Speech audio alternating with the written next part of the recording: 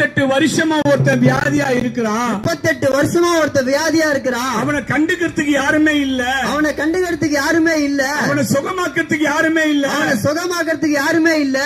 போராட்டம் அதிகமா மாறுது.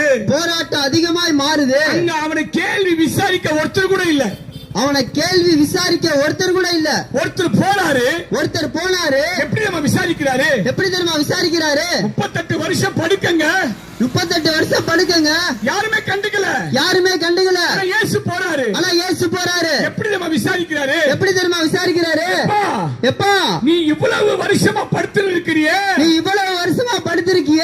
சுகமாக விரும்பலையா? நீ விரும்ப மாட்டே. நீ விரும்ப மாட்டே. நல்லா இருக்கணும்னு விரும்பலையா? நீ நல்லா இருக்கணும் விரும்பலையா? சமாதானமா இருக்கணும்னு விரும்பலையா? நீ சமாதானம் இருக்கிற விரும்பலையா? சந்தோஷமா இருக்கணும்னு விரும்பலையா? நீ சந்தோஷமா இருக்கணும்னு விரும்பலையா? இந்த கேள்வி உங்க கூட பழகுறவங்க கேட்க மாட்டாங்க. 2000 வருஷத்துக்கு முன்னாடி சிலுவையில ஜீவன் தந்தவர். இன்னைக்கு கேட்கிறாரு உங்களை பார்த்து. எனக்கு அருமையான எழிலர் மக்களே, நீங்க சுகமாய் இருக்க விரும்புவது இயேசு ஒருவரே. நீங்க நல்லா இருக்கணும்னு விரும்புவது இயேசு ஒருவரே.